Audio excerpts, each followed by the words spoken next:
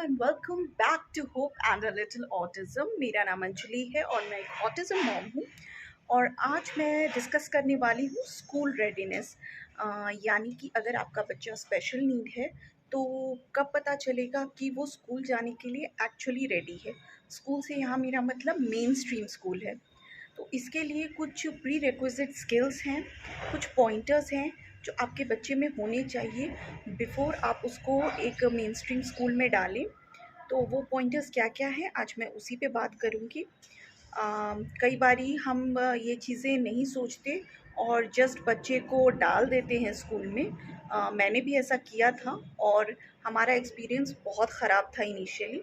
तो इस तरह के मिस्टेक्स आपसे ना हो, इसके लिए आप प्लीज़ इस वीडियो को पूरा देखिए, सब्सक्राइब कीजिए, लाइक कीजिए और शेयर कीजिए। So now let's get started.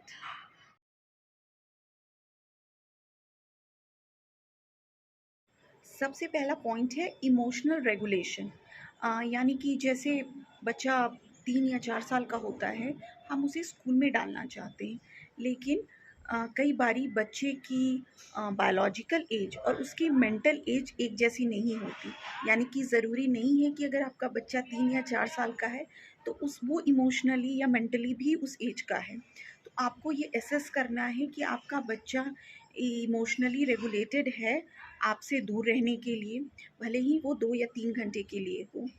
अगर आपका बच्चा ओवर अटैच्ड है आपसे, आपके बिना कहीं नहीं रह पाता, आपके बिना कहीं नहीं जाना चाहता और दूसरे लोगों के घर अगर आप उसे थोड़ी देर के लिए भी छोड़कर चले जाएं तो बहुत रोता है, बहुत डिस्टर्ब हो जाता है, तो ऐसे में आपको स्कूलिंग का डिसीजन थोड़ा डिले कर देना चाहिए क्योंकि आपका बच्चा इमोशनली अभी रेडी नहीं है स्कूलिंग के लिए। कई बारी हम सोचते हैं कि स्कूल जाने से बच्चा अपने आप ही इमोशनल रेगुलेशन सीख लेगा। ऐसा कुछ केसेस में यानी न्यूरोटिपिकल बच्चों के साथ हो सकता है, बट स्पेक्ट्रम के बच्चे या स्पेशल नीड जो बच्चे होते हैं उनके साथ ऐसा होना थोड़ा डिफ़िकल्ट है। क्योंकि उनके सोशल स्किल्स, उनके कम्युनिकेशन स्किल, लैंग्वेज स्किल बहुत लिमिटेड होते हैं। तो इसीलिए हमें ये देखना है कि कहीं हम स्कूल भेज के बच्चे को ट्रॉमेटाइज़ तो नहीं कर रहे। हो सकता है कि आपका बच्चा बहुत एग्रेसिव हो जाए या फिर आपसे बहुत ज़्यादा डिटैच होने लगे। तो प्लीज़ आपको अपने बच्चे के मेंटल हेल्थ को ध्यान में रखना चाहिए और स्कूलिंग का डिसीजन बहुत सोच समझ के लेना चाहिए। सोसाइटी के प्रेशर में आके कभी भी स्कूलिंग में मत डालें। मैंने भी अपने बच्चे को 2 ढाई साल में ही प्री स्कूल में डाल दिया था, जो कि एक रेगुलर 30-35 बच्चों का सेटअप था और मेरा बच्चा उस वक़्त बिल्कुल भी इमोशनली रेगुलेटेड नहीं था। तो हमने 3 मंथ्स उस स्कूल में देखा और यही फ़ील किया कि ऑलमोस्ट एक डिज़ास्टर था।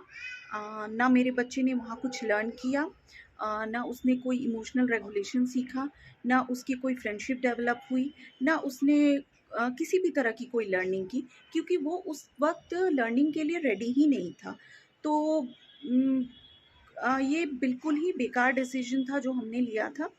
तो इसीलिए प्लीज़ जस्ट बिकॉज़ आपका बच्चा उस एज का हो गया है तो वो प्लीज़ आप उसे स्कूल में डालिए नहीं जब तक कि आपको फ़ील ना हो कि उसके अंदर एक्चुअली रेडीनेस आ गई है।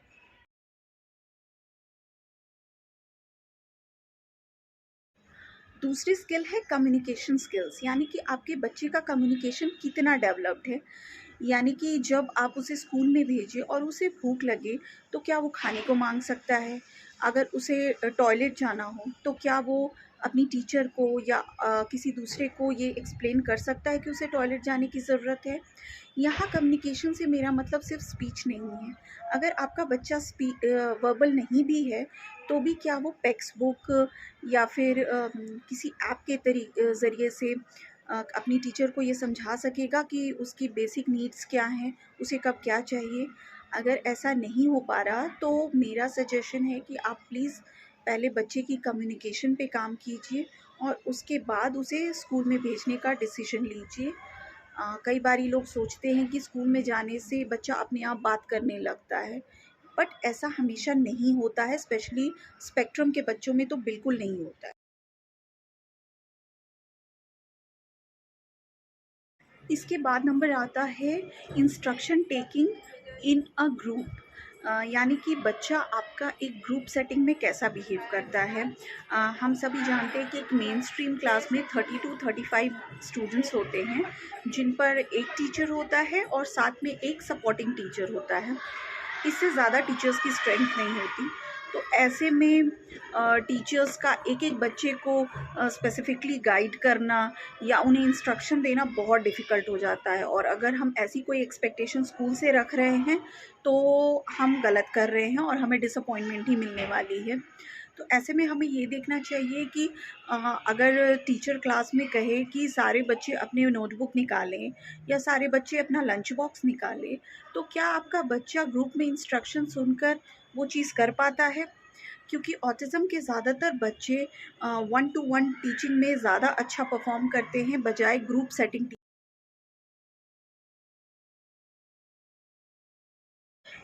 इसके बाद जो पॉइंटर है उसे हम ज़्यादातर बहुत इग्नोर करते हैं, वो है सेंसरी सेल्फ रेगुलेशन। हम सभी जानते हैं कि ऑटिज़म के बच्चों को ज़्यादातर सेंसरी प्रोसेसिंग डिसऑर्डर भी होता है, यानी कि बहुत सारे बाहर की चीज़ें होती हैं जो उन्हें परेशान करती है। तो ऐसे में हमें ये देखना है कि आपके बच्चे में सेंसरी सूदिंग कितनी है, वो खुद को कितना काम कर सकता है।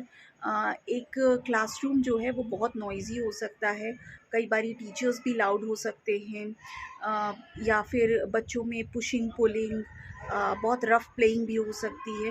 तो अगर आपके बच्चे को बहुत ज़्यादा ऑडिटरी इश्यूज़ हैं या फिर उसे कोई टैक्टाइल इशू है, तो उसे टच करना किसी का पसंद नहीं आता, तो ऐसे में आपके बच्चे को मेनस्ट्रीम एनवायरनमेंट बहुत ज़्यादा ओवर स्टिम्युलेटिंग लग सकता है और वो बहुत परेशान हो सकता है।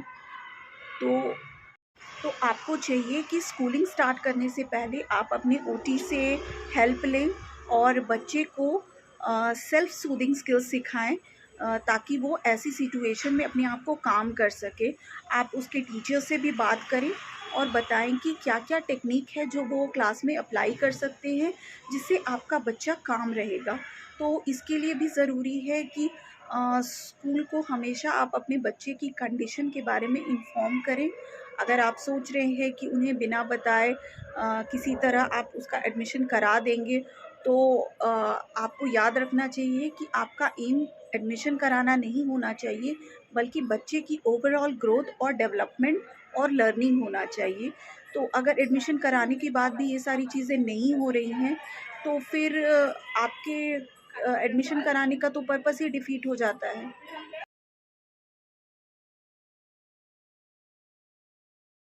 इसी के साथ जुड़ा हुआ है हमारा अगला पॉइंटर, यानी कि स्टिमिंग। हम सभी जानते हैं कि सारे बच्चे जो स्पेक्ट्रम में हैं वो किसी न किसी फॉर्म में स्टिम करते हैं और ये उनके लिए बहुत ज़रूरी है। तो हमें इस स्टिम को किसी भी तरह से रोकना नहीं है, ना उन्हें इस स्टिम के लिए किसी तरह से पनिश करना चाहिए। ये उनके बॉडी की रिक्वायरमेंट है, इसीलिए हमें उन्हें ये करने देना होगा। लेकिन साथ के साथ हमें ये ध्यान रखना होगा कि उनका जो स्टिम है वो सोशली एक्सेप्टेबल हो, दूसरों को डिस्टर्ब ना करे। यदि आपका बच्चा क्लास में बहुत ज़्यादा लाउड नॉइज़ेस निकाल के स्टिम करे या बहुत ज़्यादा हैंड फ्लैप करे, रॉकिंग करता रहे, तो दूसरे बच्चे डिस्ट्रैक्ट हो सकते हैं और ऐसे केस में टीचर्स जो हैं वो बहुत ज़्यादा आपके बच्चे को एकोमोडेट नहीं करेंगे। तो इसके लिए ज़रूरी है कि हम अपने बच्चों को ऑल्टरनेट स्टिमिंग सिखाएं, जो कि वो ऐसे एनवायरनमेंट में भी कर सके और सोशली एक्सेप्टेबल। हम उन्हें ये भी समझा सकते हैं विथ टाइम कि स्टिमिंग आप अकेले में करें या फिर आप घर वापस आने के बाद करें, इस तरह की चीज़ें, बट इसमें टाइम लगता है। तो इसके लिए ज़रूरी है कि आप इस सेल्फ हेल्प स्किल पे पहले से काम करना शुरू कर दें। इसके बाद नंबर आता है प्ले स्किल्स का। अगर आपके बच्चे में प्ले स्किल्स नहीं है, यानी कि वो दूसरे बच्चों के साथ बिल्कुल भी नहीं खेलना चाहता और उन्हें अवॉइड करता है, तो ये एक्सपेक्ट करना कि एकदम से स्कूल में जाकर सडनली उसके बहुत सारे फ्रेंड्स बन जाएंगे, उसको प्ले करना, सोशलाइज करना आ जाएगा, तो ये एक्सपेक्टेशन बहुत ज़्यादा है। इसके बजाय अगर आपके बच्चे में प्ले स्किल्स बिल्कुल भी नहीं है, वो दूसरे बच्चों को बिल्कुल टॉलरेट नहीं कर पाता है, तो बेहतर होगा कि हम उनके थोड़े प्ले स्किल्स पे काम करें। आप उन्हें सोसाइटी के पार्क वगैरह में ले जाकर दूसरे बच्चों के साथ थोड़ा थोड़ा इंटरेक्ट कराने, प्ले कराने की कोशिश करें। अगर घर में सिबलिंग है तो उनके साथ उनको प्ले करवाएँ, ताकि बच्चे में कुछ हद तक back and forth playing develop हो सके। क्योंकि स्कूल में अगर कोई दूसरा बच्चा आपके बच्चे में इंटरेस्ट ले रहा है, तो वो 2-4 दिन से ज़्यादा नहीं लेगा, अगर उसे वैसा रिस्पॉन्स आपके बच्चे की तरफ से नहीं मिलेगा तो।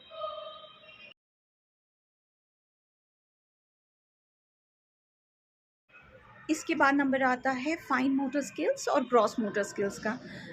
बच्चे की ग्रॉस मोटर स्किल्स यानी कि फिज़िकल स्किल्स जो हम जिन्हें कहते हैं, और फाइन मोटर स्किल्स जिसे बच्चा कलरिंग, राइटिंग, ये सारी छोटी-छोटी काम कर सकता है। ये सारे स्किल्स इन प्लेस होने चाहिए बिफ़ोर आप एक्सपेक्ट करें कि वो स्कूल जाके लर्निंग करे या राइटिंग करे। तो अगर बच्चे को पेन पकड़ना या पेंसिल पकड़ना ही नहीं आता, तो फिर ये एक्सपेक्ट करना कि बच्चा अच्छे से कलरिंग करेगा या लिखना शुरू कर देगा, ये बहुत ज़्यादा है। तो आपको पहले उसकी fine motor skills, gross motor skills पे काम करना पड़ेगा। उसके बाद ही आप एक्सपेक्ट कर सकते हैं कि वो स्कूल में जाके और ग्रूम होगा। और सबसे अंत में आती है एकेडमिक प्री लर्निंग। जी हाँ, लोगों को लगता है कि अगर बच्चे को अल्फ़ाबेट्स आते हैं, कलर्स आते हैं और बाकी सारी चीज़ें आती है, तो बच्चा स्कूल के लिए रेडी है, बट ऐसा बिल्कुल नहीं है। इनफैक्ट अगर बाकी सारे जो पहले के बताए हुए पॉइंटर्स इन प्लेस हैं, तो आपको लर्निंग की इतनी चिंता करने की ज़रूरत ही नहीं है। बच्चा लर्निंग कर लेगा, बट उसमें प्री लर्निंग स्किल्स होने चाहिए। अगर आप चाहें तो इन बेसिक लर्निंग आप उसको घर पे भी करवा सकते हैं, और उसे बाद उसकी रेडीनेस पे काम करने के बाद उसे स्कूल में सेंड कर सकते हैं।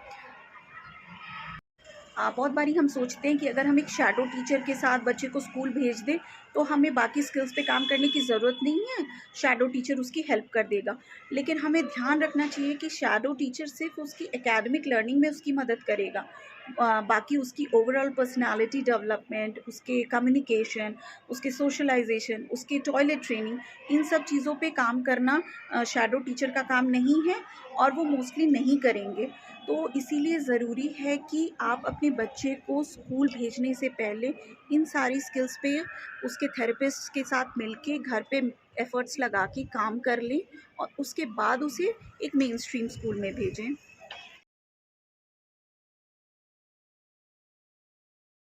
और एक लास्ट पीस ऑफ एडवाइस जो मैं सारे पेरेंट्स को देना चाहूँगी, कि आप अगर अपने स्पेशल नीड बच्चे को मेन स्ट्रीम करना चाहते हैं, तो प्लीज़ आप एक ऐसे स्कूल का चयन करें जो कि इंक्लूसिव हो, एकोमोडेटिंग हो, सिर्फ ऑन पेपर्स नहीं हो, रियल लाइफ में भी वो अपने बच्चों में डिफरेंस ना करे सिर्फ इसलिए कि आपका बच्चा स्पेशल नीड है। उसके टीचर्स ट्रेंड होने चाहिए, उनके पास स्पेशल एजुकेटर्स होने चाहिए, एक सेंसरी रूम होना चाहिए जहाँ आपका बच्चा काम डाउन हो सके। इसके अलावा आपको हमेशा स्कूलिंग जो है वो पार्शियली स्टार्ट करनी चाहिए। यानी कि अगर आपके बच्चे की सिटिंग टॉलरेंस बहुत अच्छी नहीं है, तो आप इनिशियली उसे 1 या 2 पीरियड के लिए ही स्कूल भेजें, जो सब्जेक्ट्स उसे पसंद आते हों। और अगर बच्चा उस 2 पीरियड में एडजस्ट कर जाए, तो फिर आप उसे ड्यूरे लॉन्गर ड्यूरेशन के लिए भेज सकते हैं, बट हमेशा जो इंक्रीज़ है उसे आप ग्रेजुअली स्टेप बाय स्टेप करें। 2 आवर्स, 3 आवर्स, 4 आवर्स, इस तरह से आप उसे बढ़ाएं, तो बच्चे को एकदम से ट्रॉमा नहीं होगा और टीचर्स भी बर्डन फील ना करेंगे। और इन सब के बाद भी अगर आपको लगता है आफ्टर एडमिशन कि आपका बच्चा मेन स्ट्रीम में अच्छा नहीं कर रहा, वो सर्वाइव नहीं कर पा रहा है, उसे परेशानी हो रही है, तो प्लीज़ आप अपने बच्चे को विड्रॉ करने में हेजिटेट मत कीजिए। आजकल स्कूलिंग के बहुत सारे ऑप्शंस अवेलेबल हैं। ट्रेडिशनल स्कूलिंग के अलावा होम स्कूलिंग भी हो सकती है, स्पेशल स्कूलिंग भी हो सकती है, ऑनलाइन स्कूलिंग के भी ऑप्शंस हैं। इन सारे ऑप्शंस के बारे में मैं नेक्स्ट वीडियो में बात करूँगी। इन सब के अपने प्रॉज़ एंड कॉन्स होते हैं, क्योंकि अदरवाइज़ ये वीडियो बहुत लंबा हो जाएगा। बट अगर आपने डिसीजन लिया है मेन स्ट्रीम स्कूलिंग का, तो प्लीज़ को ध्यान में रखिए। अगर आपको ये वीडियो यूज़फुल लगा हो, तो प्लीज़ आप मेरे चैनल को सब्सक्राइब कीजिए, लाइक बटन को हिट कीजिए, और अगर आपका कोई सवाल है तो प्लीज़ कमेंट बॉक्स में छोड़िए। मैं अगला वीडियो मोस्ट प्रोबेबली स्कूलिंग पर ही बनाऊंगी, जिसमें मैं स्कूलिंग के डिफरेंट ऑल्टरनेटिव ऑप्शंस के बारे में आपको बताऊंगी। उनके प्रोज एंड कॉन्स जानने के बाद आप एक बेटर डिसीजन ले सकते हैं कि आपके बच्चे के लिए क्या सूटेबल रहेगा। So on that note I would like to end this video. Thank you so much for watching. Stay safe, stay healthy, take care. Bye bye.